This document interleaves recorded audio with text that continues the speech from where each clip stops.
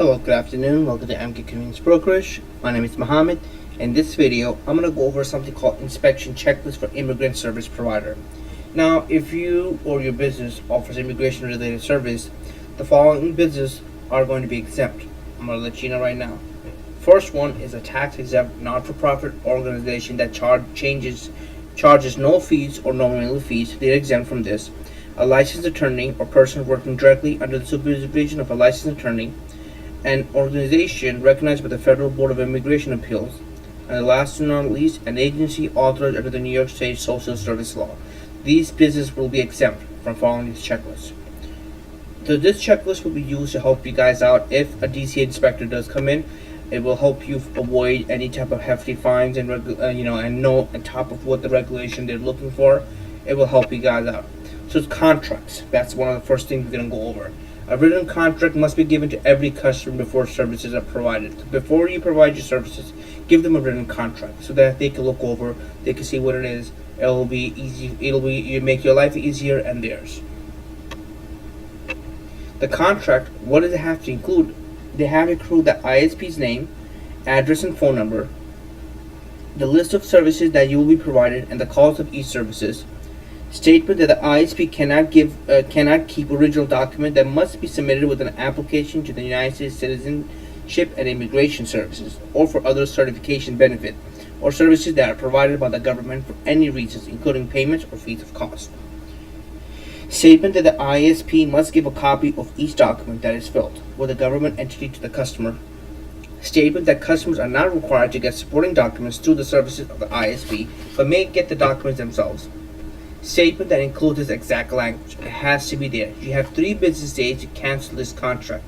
Notice of cancellation must be in writing, signed by you and mailed by registered or certified United States mail or ISP address. If you cancel this contract within 3 days, you will get back your documents and any fees that you pay. Statement that the ISP has the surety, usually a $50,000 bond, in effect for customer's benefit in case of an ISP owes the customer a refund. Damages, a customer buys action, as well as the surety company address and telephone number. Statement that includes this exact language. The individual providing assistance to you under this contract is not an attorney licensed to practice law or accredited by the Board of Immigration Appeals to provide representation to you before the Bureau of Citizenship and the Immigration Services, the Department of Labor, the Department of State, or any other immigration authority, and may not give legal advice or accept fees for legal advice. Statement that includes this exact language. This individual providing assistance to you under this contract is forbidden from disclosing any information or filing any forms of document with immigration or other authorities without your knowledge and consent. Can't do that. These things have to be in the contract. Statement that includes this exact language. A copy of all forms completed and documented accompanying this form shall be kept by the service provider for 3 years. A copy of the customer file shall be provided to the client on demand without fee. The contract must be written in language what the customer can understand. If the language is not in English, the ISP must give the customer a copy in English as well.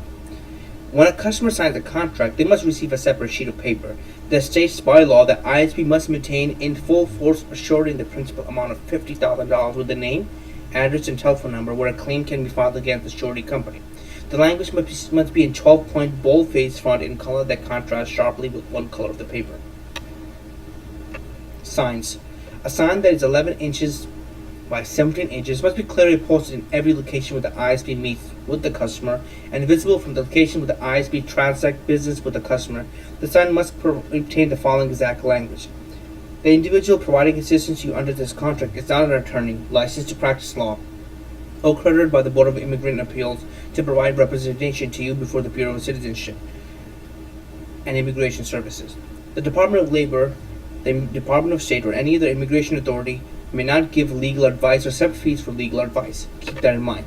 The sign must be posted in English and every language in which the business provides immigration services. So if you're doing it in Russian or in Urdu, you have to have those signs as well, besides English.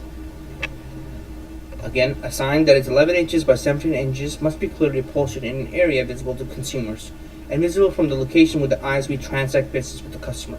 The sign must state the fees for services offered and include the following exact language. You may cancel any contract within 3 business days and get back your document and any money you will pay. The sign must be posted in English and in every language in which the business provides immigration services. A sign that is 11 inches by 17 inches must be clearly posted at every location where the ISP transacts business with a customer that exactly states in 1-inch letter. If you have a complaint about this business, contact the New York City Department of Consumer Affairs, 42 Broadway, New York, 10004, and dial 311 or 212 New York, outside New York City, or visit newyorkcity.gov/consumers. Business name, business address, and business phone number. This is probably going to be needing if you need a complaint against the business. And this sign must be posted in English as well in every language in which the business provides immigration services. So keep this in mind, this has to be posted. A sign that is 11 inches by 17 inches must be clearly posted in an area visible to customers entering and leaving the premises that states that, by law, the provider must maintain in full force a surety in the principal amount of $50,000 with the name, address, and phone number where a claim can be filed against the surety company. The following exact language must be included in all advertisement in font size that's easy to see.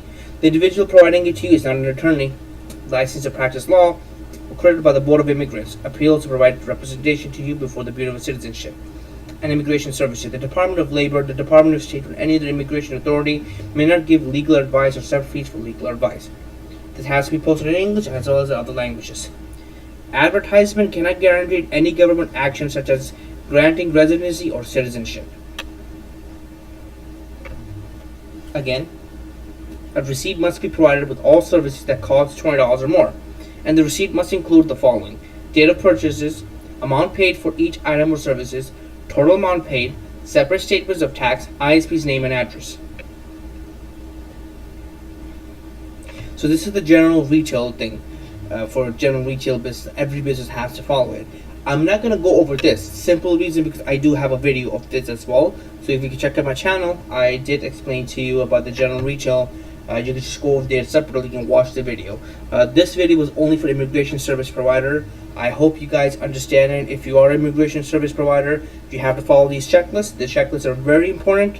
I know this was a little bit dry because I went over the checklist one by one, but this is what you have to follow if you are in this business, because if a consumer affairs inspector comes in, this is what they're going to be having them, and this is what they're going to be looking for. They cannot give you a violation or any of the summons if on what's nothing to follow. So this is something for you to follow, and actually will help you out in case of future references. So please follow the guidelines. What it is, always have those items readily, because if you are giving immigration service provider and you place a business, you want to be safe rather than be sorry. Thank you again, guys, for watching this video, and I hope you guys enjoyed it. If you guys have any other questions, comment, concern, please comment, like, subscribe. I'll try my best to help you guys out as much as possible and as fast as possible. Thank you again, guys, for watching this video, and I hope you guys had a pleasant experience.